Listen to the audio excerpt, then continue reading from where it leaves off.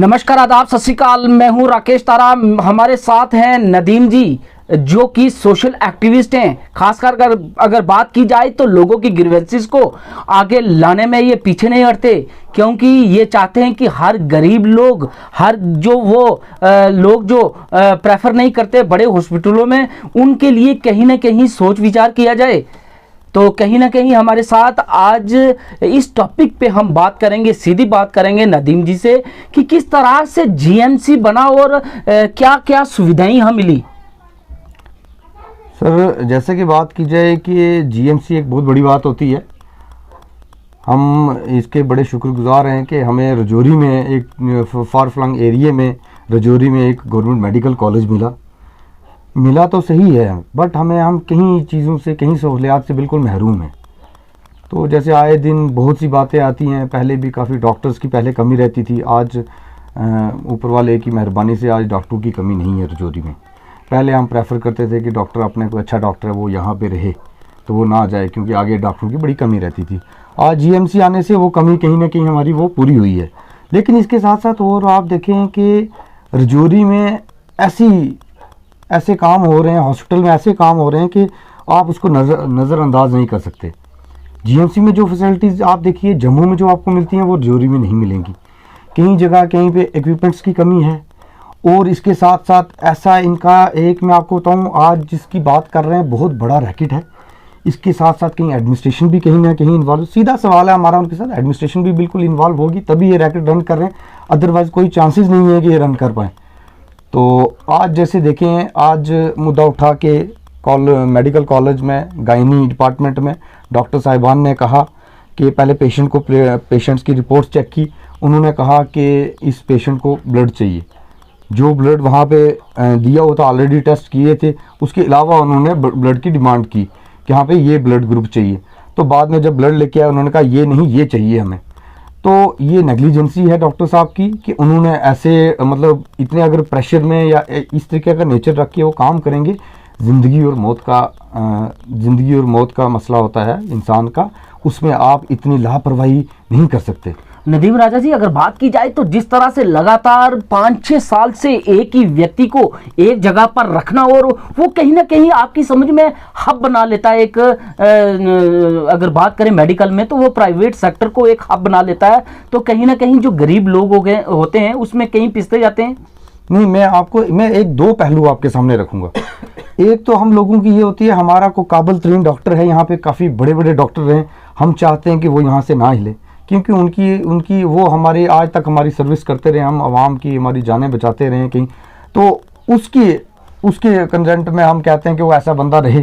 कुछ बंदे ऐसे हैं जिन्होंने यहाँ पे बहुत बड़ा, मतलब मैं आपको तो ऐसा बिजनेस हब अपना बना लिया है कि मतलब गुंडागर्दी चल रही है, इनकी लूट मार ऐसी चल रही, लूट घसूट ऐसी चल रही है। आप देखो आज डॉक्टर कैसा है तो कल कहाँ पे आसमान पे पहुँच जाता है।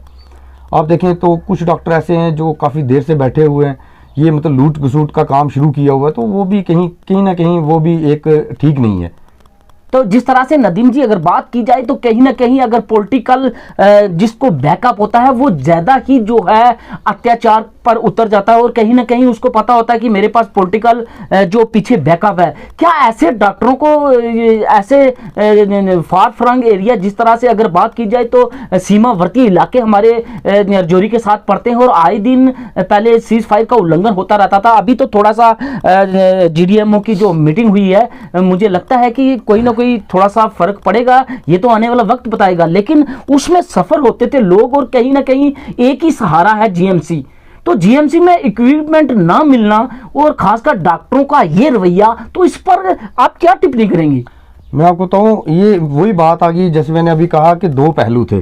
कुछ डॉक्टर्स को हम चाहते हैं कि वो रहें, क्योंकि उन्होंने बड़ी अच्छी सर्विस की है, लोगों की बड़ी खिदमत की है उन्होंने। तो कुछ डॉक्टर ऐसे हैं कि जिनका काम सिर्फ लूट घसूट है, उनके ऊपर एडमिनिस्ट्रेशन की निगरानी रखनी चाहिए, उनके ऊपर रखनी चाहिए।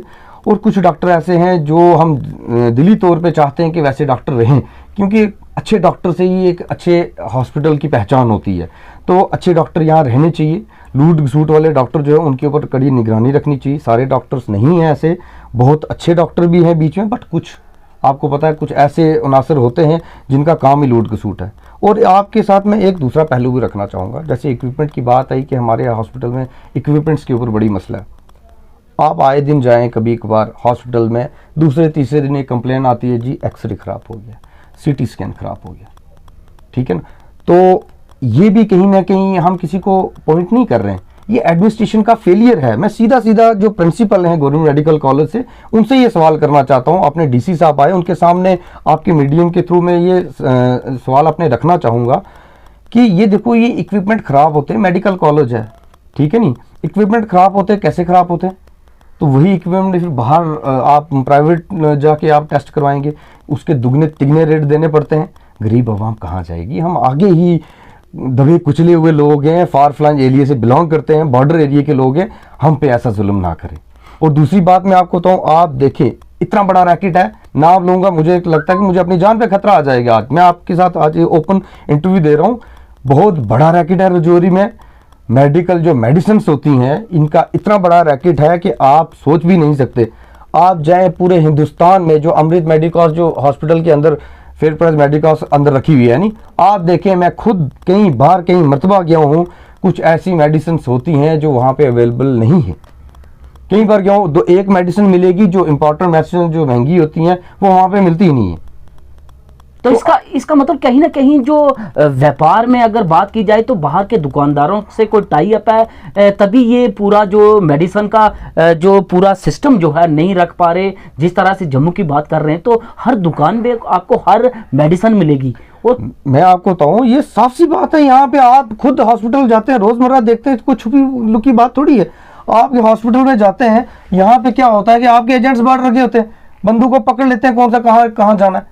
वो भाई ये जो मेडिकल शॉप खोली है अंदर, इसके पीछे यहाँ मेडिकल दुकानदारों ने कहा कि हमारा रोजगार खत्म है। अरे भाई खुदा का खौफ खाइए, आप कहते हैं रोजगार खत्म होगा, आपने लूट घसूट मचाई है यहाँ पे, गरीब आवाम मर रहे हैं लोग, आप उसको और मार रहे हैं। बिल्कुल आप मतलब पैसे के तौर पे भी मार रहे हैं उनको। आप इतनी महंगी महंगी दवाई दे रहे हो, पूरे हिंदुस्तान में कितने % डिस्काउंट चलता है? रजौरी में कहीं डिस्काउंट नहीं चलता, शायद एक दुकान पे कहीं चलता होगा, है नहीं, बाकी कहीं पे कोई डिस्काउंट नहीं। इतनी महंगी मेडिसिन मिलती हैं।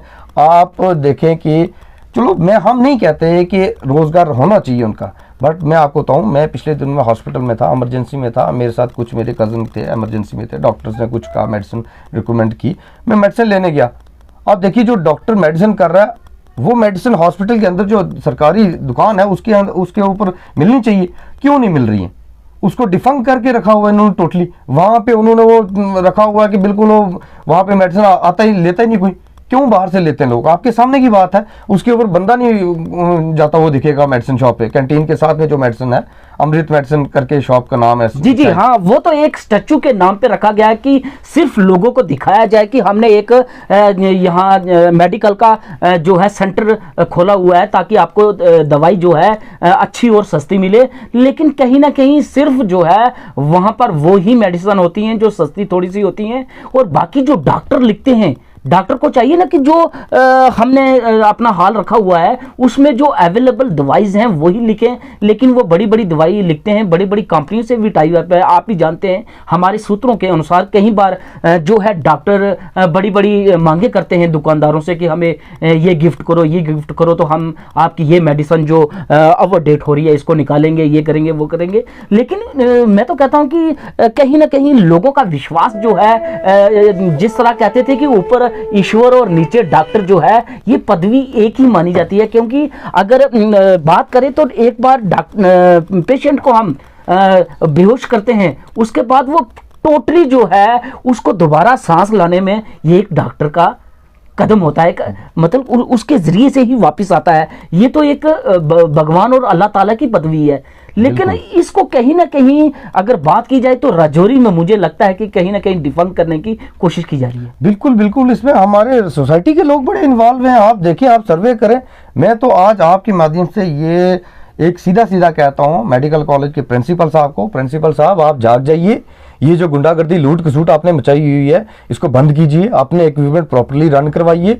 सेंटर से, स्टेट गवर्नमेंट के, यूटी गवर्नमेंट के इतने फंड्स आ रहे हैं, मेडिकल कॉलेज है, इतनी सेंक्शंस आ रही हैं, तो इतनी बड़ी बड़ी बिल्डिंग्स भी बन रही हैं हॉस्पिटल की, इक्विपमेंट नहीं है। ये कोई मजाक थोड़ी चल रहा है सर, लोगों की जिंदगी का मसला। यहाँ पे डॉक्टर यहाँ से क्या करते हैं, आपने देखा अभी रिसेंटली कुछ ऐसे होता है कि यहाँ पे इमरजेंसी में कोई डॉक्टर होते हैं, पेशेंट को रेफर कर देते हैं जम्मू। अरे भाई जम्मू में क्या खिचड़ी पक रही है, कौन से वहाँ पे कोई लंदन के डॉक्टर्स आए हुए हैं या कोई बाहर की इतने बड़ी बड़ी वो मशीनरीज आई हुई है, वो भी मेडिकल कॉलेज है, ये भी मेडिकल कॉलेज है। आप कैसे किसी को यहाँ से रेफर कर सकते हैं? मैं बोलूँ रेफर करने का कुछ होता है, सुपर स्पेशलिटी केस हो किसी पेशेंट के तो उसको रेफर किया जाए सुपर स्पेशलिटी हॉस्पिटल में, या कुछ और जैसे हम पीजीआई वगैरह भेजते हैं, जैसे यानी जो फैसिलिटी हमारी स्टेट में नहीं है, जो यहाँ पे नहीं है, जम्मू में नहीं है नहीं, तो उसको हम यहाँ से रेफर, जो यहाँ पे जिसका डॉक्टर अवेलेबल है, जिसके इक्विपमेंट अवेलेबल है, जिसका पूरा सेटअप बना हुआ है यहाँ पे, जिसके ऊपर गवर्नमेंट ने पैसा लगाया हुआ है, वो केसेस यहाँ से रेफर कर देते हैं। ये कोई मजाक चल रहा है यहाँ पे? नवीद जी, जिसे अगर बात करें तो कहीं ना कहीं जिस तरह से इक्विपमेंट की बात की, तो सिटी स्कैन एक मेन हब है। बिल्कुल सर, लोगों को पहले ही जरूरत पड़ती है, कोई इंजरी होती है, कोई अगर शेलिंग में आता है, किसी को चोट लगती है, तो गरीब लोग हैं, आपको पता है कि ये सताए हुए लोग हैं, जो कि बॉर्डर के लोग, ये इनका यही एक मकसद होता है कि हमें जीएमसी बन गया है और हमें हर फैसिलिटी मिलेगी। और कहीं ना कहीं सिटी स्कैन जो मेन मिशनरी है, उसको ये आज 1 साल हो गया है खराब हुए, क्या उसका कोई जो है इंजीनियर ये नहीं मंगा सकते? अगर बड़ी इतनी पे करते हैं इस बड़ी मशीन का, करोड़ों के हिसाब से मशीन है, क्या इसका बैकअप के लिए कोई इंजीनियर नहीं है? मैं आपको एक बताऊं, हमने भी अपने लेवल पे सर्वे किए। एक बार पहले की बात थी, यहाँ पे एक तो दौर ये भी चला है, मेडिकल कॉलेज बनने से थोड़ी टाइम पहले की बात है, कॉलेज बन भी चुका था, यहाँ पे एमबीबीएस डॉक्टर भी नहीं थे बैठते, यहाँ पे डॉक्टर भी कोई दूसरे भी बैठते, तो वो भी हमने एक्सपोज किया हुआ है। तो अब मैं अभी बताऊँ, सिटी स्कैन की बात है, इसमें सर प्रिंसिपल के बिना पता नहीं हिल सकता कॉलेज में। क्या बात करते हैं आप? प्रिंसिपल साहब बिल्कुल सीधी ये उनकी मुलव्वस है इस चीज़ में, इन्वॉल्वमेंट है, अदरवाइज उनकी इन्वॉल्वमेंट के बिना एक पता नहीं हिल सकता कॉलेज के अंदर। नवीद साहब, अगर बात करें तो 3 डॉक्टर्स हैं, उनकी पाईवाली में एक बाहर सिटी स्कैन मशीन चल रही है। हमारे सूत्रों के अनुसार आए दिन हम उनको एक्सपोज भी करेंगे कि कौन कौन से डॉक्टर हैं जिन्होंने वो ही मशीन जो है सिटी स्कैन की पार्टनरशिप पे 3 डॉक्टर हैं, वो भी राजौरी के 3 डॉक्टर, उन्होंने बाहर लगाई है प्राइवेट। अंदर से लिखते हैं कि जाओ भाई, जो 1500 का टेस्ट होता है वो 6500 में किया जाता है बाहर में। तो सर वही बात है ना, हम उन डॉक्टर अपना बिजनेस सेटअप करो बाहर, आप हॉस्पिटल के बाहर आप कोई काम करते हो आप करें, कोई दिक्कत नहीं उसमें, हम उनके उस पर्सनल मसले में नहीं, बट हम सीधी बात ये कह रहे हैं कि हॉस्पिटल के अंदर जो इक्विपमेंट है वो क्यों डिफंक पड़ा हुआ है? इतने फंड्स हैं, डेली अब रेवेन्यू, पर डे का रेवेन्यू जनरेट किया जाए, देखो कितना निकलता है। कोई भी कंपनी अपनी मशीन देती है, और मैं आपको बताऊं, आप इनवाइसेस देखें इन मशीन्स की, टॉप क्वालिटी की टॉप नंबर 1 कंपनी की तो जो है कंपनी की मशीन है यहाँ पे, ये कैसे खराब हो सकती है? ये तो डायरेक्टली है, वहाँ पे जो टेक्नीशियन है या वहाँ पे जो डॉक्टर्स हैं वो कुछ ना कुछ खराबी कर देते हैं एक्सरे में, इसमें सीटी स्कैन वगैरह में, जिसकी वजह से डिफंग हो जाती है, तो अपना कारोबार चलेगा। ये नजर रखनी चाहिए ना, प्रिंसिपल का काम क्या है यहाँ पे? खाली वहाँ पे बच्चों को पढ़ाना या छोटे मोटे काम करना, ये थोड़ा। आप देखें हॉस्पिटल के अंदर जो रैकेट चल रहे हैं ऐसे, इनका पर्दाफाश करना चाहिए, देखना चाहिए लोगों की, जो लोगों को सहूलियत, आप जिस कुर्सी पे बैठे हो उसको हक हलाल की रोजी खाओ, आप वो काम तो करो। हॉस्पिटल के बाद कोई पेशेंट आप भेजते हो ज़्यादा अच्छी क्वालिटी के लिए, वो जा सकता है, जो एफर्ट जो कर सकता है। तो नदीम जी, अगर बात करें तो एक बात हमारे कैमरे के माध्यम से हमने लोगों को बताई भी कि रात के समय अगर देखा जाए तो पेशेंट के अटेंडेंट तो होते हैं, लेकिन ऐसे भी आवारा लोग भी घूमते रहते हैं ऐसे ही वार्डों में।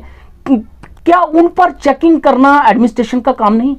सर बिल्कुल काम है, ये तो इस कोरोना के टाइम तो इनको बहुत ज़्यादा करना चाहिए था इनको, बट अब मैं वही कह सकता हूँ, कुछ लोग ऐसे भी देखे हैं दिन को बाजार में घूमेंगे, रात को जाके हॉस्पिटल में सो जाएंगे। आप बाथरूम की हालत देखें उनकी, आप और चीज़ें देखें जो रूटीन मरा इनको करनी चाहिए, ठीक करनी चाहिए, लोगों को सहूलियात प्रोवाइड करनी चाहिए। इतना फंड्स आ रहा है, पैसा आ रहा है, हम लोगों का टैक्स जा रहा है ना सर, कोई अपने जेब से गवर्नमेंट भी थोड़ी ले रही है। आज हम पेट्रोल के दाम की बात करते हैं, दूसरी बात की, ये तो हमारी बेसिक सहूलियात हैं जो गवर्नमेंट हमें फराहम कर रही है। इसके ऊपर भी अगर ना बोले तो हम बुज़दिल कहलाते जाएंगे। हमने भी आगे अपनी मरने के बाद भी आगे जो हमारा कहीं परलोक सुधारने जाएंगे तो वहाँ पे भी अपनी कोई उसको भी हमने सीधा करना है कि नहीं करना है। तो लिहाजा मेरी आवाम से भी ये गुजारिश है, ऐसे ऐसे जो भी मुद्दे हैं ज़ोर शोर से उठाने चाहिए। ये आपका बुनियादी हकूक़ है।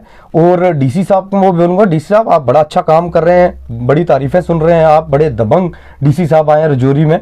हम दुआ करते हैं उनके लिए कि उनकी सेहत ठीक रहे, बड़े अच्छे अच्छे काम कर रहे हैं। मैं डी साहब को बोलूँगा कि ये हॉस्पिटल के जो रैकेट्स हैं इनको एक्सपोज किया जाए, और सबसे पहले जो मेडिकल शॉप है उसको प्रॉपर तरीके से किया जाए। जो डॉक्टर दे रहा है मेडिसिन एटलीस्ट वो हॉस्पिटल में अवेलेबल होनी चाहिए। नहीं अवेलेबल है तो ये सुप्रिटेंडेंट साहब जो अपने मेडिकल के प्रिंसिपल साहब हैं उनको उनके नोटिस में लाना चाहिए। हर एक मेडिसिन फराहम होनी चाहिए, और जो मेडिसिन फ्री मिलती हैं आयुर्वेदिक वाले जो देते हैं डॉक्टर्स को, वो मेडिसिन भी लोगों को प्रॉपर मिलनी चाहिए। वो भी कहीं ना कहीं हमें पता चलता है कि वो भी मेडिसिन थोड़ी बहुत ही वहाँ पे बिकती हैं, बाकी कहीं आगे पीछे निकल जाती हैं।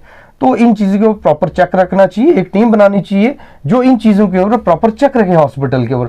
अदरवाइज ये आज तो ये ऐसे चल रहा है, ऐसे ऐसे गुंडे तैयार हो रहे हैं, ऐसे ऐसे लूट खसूट वाले डाकू तैयार हो रहे हैं हॉस्पिटल में, आप उनकी प्रेडिक्शन नहीं कर सकते क्या क्या होने वाला आने वाले दिनों में। जैसे हम कश्मीर की बात करते थे कि जो बच्चे अब जिनका जन्म भी इन पत्थरबाजी में हो रहा है तो वो बड़े होकर क्या तूफान बनेंगे। अब जो इस हॉस्पिटल में जो नए नए बंदे आ रहे हैं जो इनसे सीख रहे हैं, उन्होंने तो कोई नई चीज़ आज़ाद करनी। आने वाले दिन बड़े मुश्किल वाले दौर है, इसलिए हमें अभी से इस चीज़ के ऊपर प्रॉपर चेक रखना चाहिए। लोगों के ऊपर जो ऐसे लूट खसूट कर रहे हैं इनको हमें बखूबी तरीके से इनका पर्दाफाश करना चाहिए। और इन डीसी साहब से मैं बड़ी उम्मीद रखता हूँ, बड़ी तवक्को रखता हूँ कि ये इस चीज़ को, हमारे जायज़ मसले को ज़रूर उठाएंगे और लोगों की मदद करने में, लोगों को अपने जो बुनियादी सहूलियात हैं प्रोवाइड करने में उनको पूरे तरीके से उसका सहयोग करेंगे। जी नदीम राजा जी, आपने हमसे बात की और ख़ासकर ये बात आपने कही कि हम लोगों का फ़र्ज़ भी बनता है कि आप समाज के लिए आगे आओ।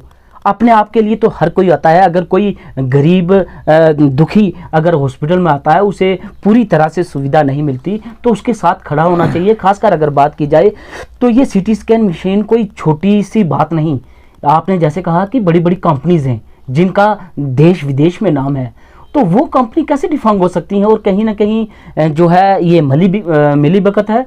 हम चाहते हैं कि इसको दूर किया जाए। खासकर डिप्टी कमिश्नर राजेश के श्रवण की बात करें तो लगातार जब से आए हैं उनका एक ही मकसद है कि किसी तरह से डिस्ट्रिक्ट राजौरी में जो ये करप्शन का हब बना है इसको ख़त्म किया जाए और कहीं ना कहीं जो है पब्लिक की सेवा की जाए। ये तो प्रॉपर कर रहे हैं, लेकिन हॉस्पिटल में थोड़ी सी नज़र और डालें ताकि जिस तरह से आपने भी बातें की वो सामने आए। और खासकर जिन लोगों ने अपनी विरासत समझी है इस हॉस्पिटल में, 5-5, 6-6 साल हो गए हैं, वो कहते हैं कि हमारे पीछे वो मंत्री है, वो मंत्री है। क्या जिसके पीछे मंत्री होगा क्या लोगों की वो देखभाल नहीं करेगा, वो डॉक्टरी नहीं करेगा? अगर उसके पास इतना पीछे बैकअप है अपनी पॉलिटिकल पार्टी का, तो कोई इलेक्शन लड़े, एमपी का इलेक्शन लड़े, एमएलए का लड़े, क्यों लोगों की जिंदगी के साथ? सर इस बात की ओर मैं एक अपनी बात रखना चाहूँगा।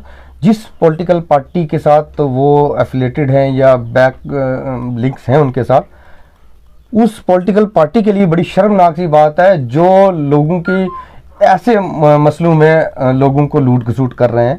तो बड़ी शर्मनाक की बात है अगर कोई डॉक्टर बता रहा है कि मेरे पॉलिटिकल लिंक, अरे भाई पॉलिटिकल लिंक है आपकी, अच्छी बात है, कोई मतलब नहीं, आप अपने ट्रांसफ़र कराओ, आप यहाँ बैठो, अच्छे करो यार। एट लीस्ट 2 बजे तक आपका हॉस्पिटल है, 2 बजे तक आपने अस्पताल में ड्यूटी देनी है, वो तो अपनी ईमानदारी से। तो उसके बाद आप अपने प्राइवेट प्रैक्टिस करो, उसमें कोई ऑब्जेक्शन नहीं है। हम भी जाते हैं प्राइवेट, इसमें ये थोड़ी है कि हम नहीं जाते, हम प्राइवेट किसी के पास जाते नहीं, भाई जाते हैं। जो अच्छा डॉक्टर है जाते हैं, क्यों नहीं जाते हैं? डॉक्टर शील साहब के पास जाते हैं और बड़े बड़े अच्छे अच्छे डॉक्टर हैं उनके पास हम जाते हैं। डॉक्टर फारूक साहब थे, चले गए, अल्लाह ताला उनको जन्नत नसीब करे, वो भी प्रैक्टिस करते थे, जाते थे। जब हम फ्री होते थे हम अपने टाइम के अनुसार उनके पास जाते थे, जो हमें कंफर्टेबल टाइम सूटेड था।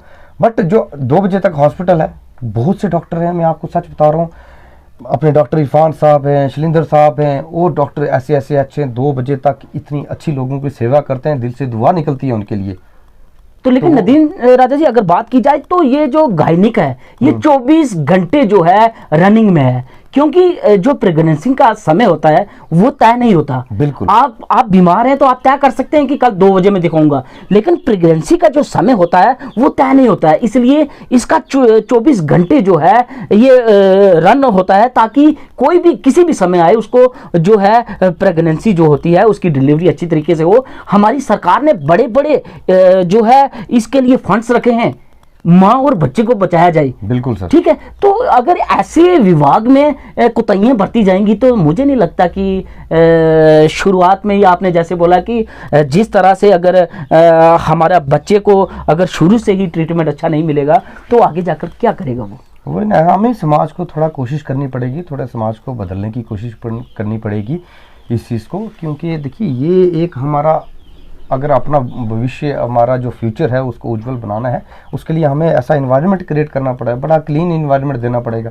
हम आगे आने वाली जनरेशन्स में जैसे बात कर रहा हूँ कि आने वाली जनरेशन कैसी निकलेंगी, उनको हम ये अगर उनको प्रोवाइड करेंगे तो उन्होंने आगे तो और बड़ी बड़ी इन्वेंशंस करनी है, तो वो तो सवाल ही पैदा नहीं होता कैसे। मैं और बात तो हॉस्पिटल में कहीं कहीं टेस्ट की, कुछ ऐसे टेस्ट हैं डॉक्टर्स यहाँ पे सारे टेस्ट करते हैं, और यहाँ पे हमारे, मैं आपको बता रहा हूँ, टेस्ट सेंटर में लेबॉर्ट्रीज में डॉक्टर्स हैं जो टेस्ट दो टाइमली वो हमें दे देते हैं, ठीक है ना। ब्लड बैंक में कोई दिक्कत नहीं होती है, बड़ी अच्छी अच्छी सर्विस भी दे रहे हैं रजौरी वाले, रजौरी को। लेकिन कहीं ना कहीं कुछ टेस्ट ऐसे भी हैं कि वहाँ पे वो ट्यूब्स जो होती हैं वो अवेलेबल नहीं होती हैं। आप चले जाएं यहाँ पे, आज भी चले जाएं, टेटनस का इंजेक्शन अवेलेबल नहीं है हॉस्पिटल में। ये को मजाक है? टेटनस एक ऐसी चीज़ है, आपको छोटी सी माइनर सी इंजरी हुई है तो आपको टेटनस हॉस्पिटल से आज से पहले, बचपन से लेकर आज तक फरमाम होता रहा है हमें, तो आज क्यों नहीं हो रहा? ये को मजाक चल रहा है? क्योंकि ये रूटीन हर बंदे को चाहिए, तो ये एक टेटनस के चक्कर में उनको बाहर राउंड लगाना पड़ता है। बाहर जब राउंड लगाता है तो वो कहता है यार यहीं से ले लेते, अंदर मिनताजी करनी पड़ेगी, गुलामी करनी पड़ेगी इनसे कोई एक इंजेक्शन लेने के लिए। बाकी तो चलो सारी चीज़ें अवेलेबल हो रही हैं हॉस्पिटल में, वो कोई नहीं, बट जो चीज़ें नहीं हो रही हम उन चीज़ों को अच्छे तरीके से हाईलाइट करेंगे। ये हमारा बुनियादी हक है, इस हक को हम बखूबी तरीके से इसका इस्तेमाल करेंगे। हम आवाज़ अपनी उठाते रहेंगे, आगे भी जैसे जैसे मसले होंगे, और भी मसले हैं हॉस्पिटल के अलावा, वो भी उठाएंगे। हम चाहते हैं कि आप भी हमारा साथ दें, जो लोगों की बेहतरी के लिए है वो हम उठाते रहेंगे, हमारा काम है। ये थे हमारे साथ नदीम राजा जी। बात करें तो जिस तरह से इन्होंने खुल के बात की, मज़ा आ गया। और ख़ासकर अगर दिल में थोड़ा सा एक जज्बा सा जागता है, ऐसे नौजवान अगर पब्लिक की ग्रीवेंसेस को आगे लाते हैं, तो क्या हम सब का अधिकार नहीं कि ऐसे लोगों को एक्सपोज किया जाए जो लोगों के साथ खिलवाड़ करते हैं। जेके न्यूज़ ब्रेक का एक ही माटो है कि जो भी ग्रीवेंसेस होगी लोगों की, उसको उभारने में नंबर 1 रहेगा। और कहीं अगर कुछ लोग होते हैं, किसी कहते हैं कि हमारा पॉलिटिकल इतना है, ये है वो है, ऊपर वाले से बढ़कर कोई पॉलिटिकल सपोर्ट नहीं।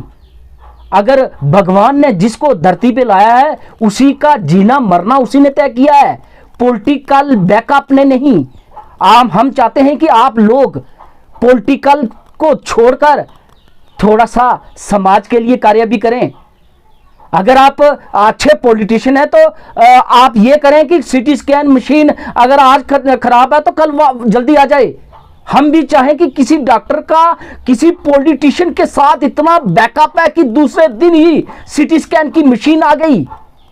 कि ये क्या कि हम काम नहीं करेंगे, हमारा पॉलिटिकल जो पीछे बैकअप है हमें बैकअप देगा और हम यहीं बैठे रहेंगे, ये आपका गलत सोचना है। और खासकर अगर बात की जाए तो हमारा सोशल मीडिया जिस तरह से काम कर रहा है, हम सभी लोगों को एक्सपोज करेंगे जो समाज के विरोध में होगा। राकेश तारा, जेके न्यूज़ ब्रेक।